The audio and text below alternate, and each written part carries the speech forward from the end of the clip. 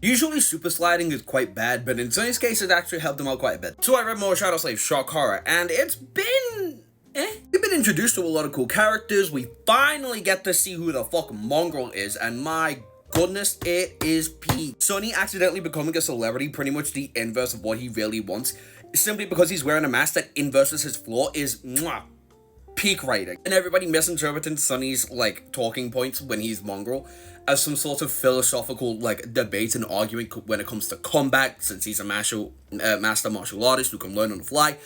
Great, fantastic. Then there's obviously diving in a bit more into the world about Shadow Slave, specifically the Chained Isles, how we might have to see Cassie again, which I kind of miss Cassie, I'm not gonna lie. I missed her a lot during the entirety of the Forgotten Shore, but now I'm really feeling that missing presence. Like, I love Sunny, I love his solo adventures, and I love how he's still in communication with everybody, but I do want Sunny to be with somebody. He's best when he's bouncing back and forth with another companion in comparison to himself, and it's not like I don't like Sunny by himself, I just prefer him to be with other people. Anyway, we're pretty much exploring the rest of the Chained Isles, trying to get into the sunken ship, which is left on an island, which we finally get to learn where that giant hand comes from. And it comes from a giant hanging metal golem. So that's something. And he has to fight a mirror, which I'm pretty sure is classified as a weapon and not an echo, nor as like a individualized person.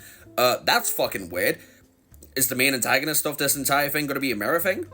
Because that's fucking weird, dude.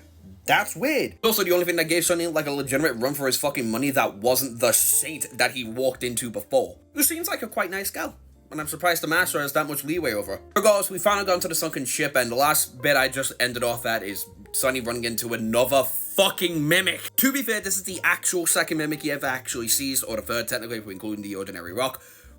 Regardless, there was the one mimic that was mimicking Cassie's voice, there was the mimic rock, and now there's this one. Can he stop fucking running into them? At least he found a treasure chest, though.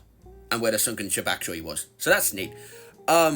Is the main antagonist the guy in the coin? And if so, what is his correlation with the obsidian's, like, knife in the rock? That's a bit confusing. It's all nighttime imagery, it's all, like, imagery relating to the sea, massive archipelago. Obviously, there's the mirror with the sky and the sky underneath, with fake flames and shit, and then there's obviously the mirror antagonist that Sunny happened to run into, or the mirrored enemy at the very least. Very confusing. I've got a lot of fucking questions, I've got a lot of hopes when it comes to Mongrel as a character. Nephis will never be coming back, or us finally getting to see what the second nightmare is going to be, as I do feel like we're probably going to see that in this arc. Regardless, I do have my hopes fairly high. I can't wait to see where we all tend to go, because I'm barely even like 1/3 of this arc right now.